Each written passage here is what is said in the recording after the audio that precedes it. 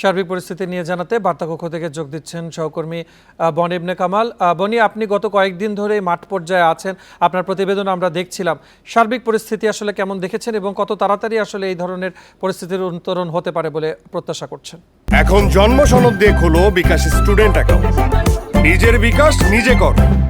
দেখুন, আমরা যদি 4 দিন আগে যে অবস্থান ছিল সেটার সাথে কারফিউ গত শুক্রবার দিবাগত রাত 12টায় জারি করা হয়, তারপর থেকে এখন পর্যন্ত পরিস্থিতি যদি আমরা দেখি, আমরা দেখতে পাচ্ছি ক্রমান্বয়ে কিন্তু পরিস্থিতির উন্নতি হচ্ছে। অর্থাৎ যে ধরনের আন্দোলন ছিল বা যে অবস্থান ছিল সেই জায়গা থেকে কিন্তু অনেকটাই উন্নতি হয়েছে বলা যায়। আমরা আজকে রাজধানীর অনেকগুলো জায়গা ঘুরে দেখছিলাম। আজকে কিন্তু আপনার ধরেন যাত্রাবাড়ির কথা বলেন অথবা মাহমুদপুরের কথা বলেন, মিরপুরের কথা বলেন, কোথাওই আসলে খুব বড় ধরনের সংঘর্ষ কিন্তু হয়নি। এটা হচ্ছে সবচেয়ে বড় পজিটিভ ব্যাপার। পাশাপাশি আমরা যখন দেখছি যে কারফিউ জারি হয়েছে এবং সেনা মোতায়েন করা হয়েছে, সেনাবাহিনী কিন্তু ঢাকার যে গুরুত্বপূর্ণ পয়েন্টগুলো রয়েছে সেগুলোতে তারা চেকপোস্ট বসিয়েছেন এবং তারা কিন্তু জানতে চাচ্ছেন কে কেন বের হচ্ছে। ইতিমধ্যে কারফিউ পাসও ইস্যু করা হয়েছে।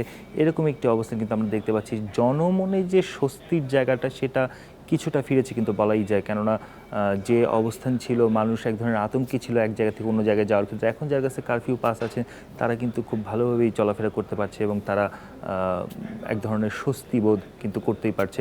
পাশাপাশি আমরা দেখলাম যে আসলে রাজধানীর বিভিন্ন গুরুত্বপূর্ণ যে স্থাপনাগুলো রয়েছে সেগুলোতে হামলা চালানো হয়েছে, পুড়িয়ে ফেলা হয়েছে।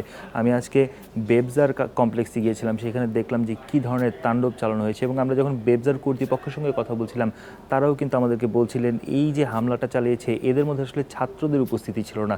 যারা ছিল তারা অনেকটা বলা যায় যে এলাকায় যারা ছিনতাই টাইপের কাজে জড়িত থাকে তাদের উপস্থিতিটাই কিন্তু ছিল। এরকম একটা অবস্থান বা এরকম একটা কিন্তু তাদের মনে হয়েছে, এরকম সিচুয়েশন তাদের মনে হয়েছে। এরকমভাবে কিন্তু আমরা দেখতে পাচ্ছি। আমরা যদি অন্যান্য স্থাপনাগুলোর ক্ষেত্রে দেখি একই রকম দেখতে পাচ্ছি। সার্বিকভাবে এখন পর্যন্ত রাজধানীর যে পরিস্থিতি সেটা কিন্তু অনেকটাই উন্নতি হয়েছে। আপনি জানেন যে এই কারফিউ আরও কিছুদিন বলবৎ থাকবে বলে ইতিমধ্যে স্বরাষ্ট্রমন্ত্রী জানিয়েছেন। এখন তারা বলছেন যে আসলে যতক্ষণ পর্যন্ত জনমনে পুরোপুরিভাবে স্বস্তি ফিরে না আসবে ততদিন পর্যন্ত এই কারফিউ বলবৎ থাকবে এবং কারফিউয়ের যাতে মানুষজন ঠিকমতো মেনে চলেন সেই বিষয়ে তারা স্বরাষ্ট্রমন্ত্রী কিন্তু অনুরোধ জানিয়েছেন। বনি ইবনে কামাল, আপনাকে ধন্যবাদ।